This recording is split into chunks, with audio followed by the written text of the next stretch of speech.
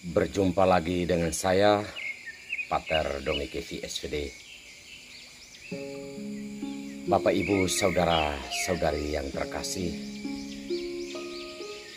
kembali saya menyapa Anda melalui renungan harian. Saya berharap kita semua diberkati Tuhan. Saudara-saudariku terkasih, pernah dalam bincang-bincang lepas dengan seorang teman, kebetulan topik yang kami bicarakan adalah mengapa orang suka menfitnah orang lain. Mengapa orang suka berbicara buruk atau berbicara tentang keburukan orang lain.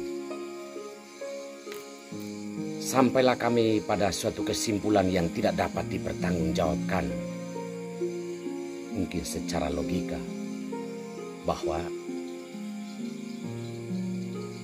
orang yang setiap hari duduk dan menonton kesalahan orang atau berusaha untuk mengintip kesalahan orang adalah orang yang tidak tahu bekerja. Orang yang belum tahu siapa dirinya. Dan dia adalah orang yang tidak tahu dia harus buat apa tentang hidupnya. Saudara-saudari terkasih, memang kadang saya berpikir, apakah mempersalahkan sesama atau mencari-cari kesalahannya adalah sebuah pekerjaan? Apakah kita digaji ketika kita melakukan hal itu? Seandainya saja digaji, saya mau melakukan itu. Saudara-saudariku terkasih, apa yang saya katakan ini adalah sebuah kenyataan yang ada dan bertumbuh di dalam kehidupan kita. Sabda Tuhan yang kita dengarkan dan renungkan hari ini berbicara tentang hal tersebut. Dalam kitab Daniel, dalam bacaan pertama hari ini, adalah dua orang terhormat, tua-tua yang dianggap bisa mampu mengadili kehidupan rakyat atau masyarakat. Tetapi ternyata mereka menjatuhkan tuduhan palsu kepada Susana. Mengapa demikian? Karena ujung-ujungnya adalah hasrat mereka tidak tersampaikan. Maka sebagai ungkapan dendam, mereka harus menjatuhkan hukuman mati kepada Susana. Dan mereka mencari-cari bagaimana Susana ini bisa dihancurkan hidupnya. Pekerjaan utama mereka adalah mengadili persoalan yang terjadi dalam masyarakat.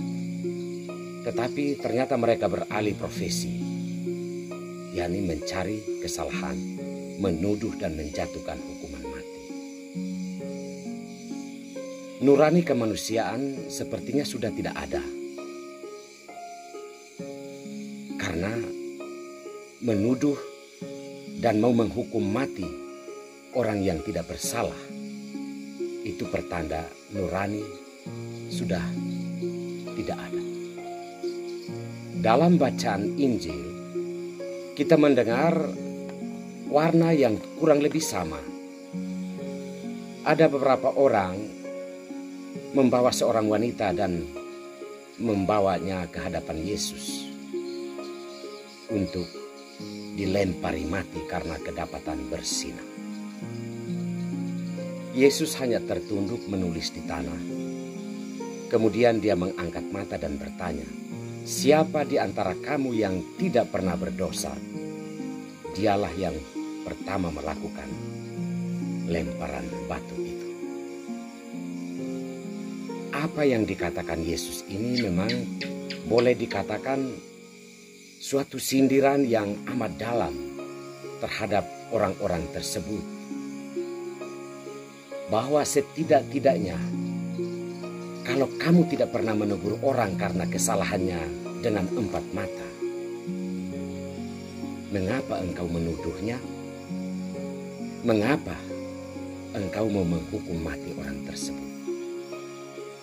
Jika kita tidak pernah berbicara dengan orang tentang kesalahannya, mengapa kita mampu berbicara kemana-mana tentang kekurangan dan kelemahan? Dengan mengatakan bahwa barang siapa yang tidak berdosa, dialah yang pertama melempari wanita ini dengan batu. Yesus mau mengajak kita semua untuk berkaca diri. Fokus pada diri kita dulu. Jika kita tidak memiliki pekerjaan, maka fokus kita selalu kepada orang lain. Kira-kira kapan dia jatuh? Kira-kira kapan dia salah? Yesus menunjukkan belas kasihan yang amat mendalam yang boleh bisa menjadi dasar pertobatan kita. Bahwa kemurahhatian Allah itu lebih daripada gosip, daripada tuduhan dan hukuman yang dilakukan manusia.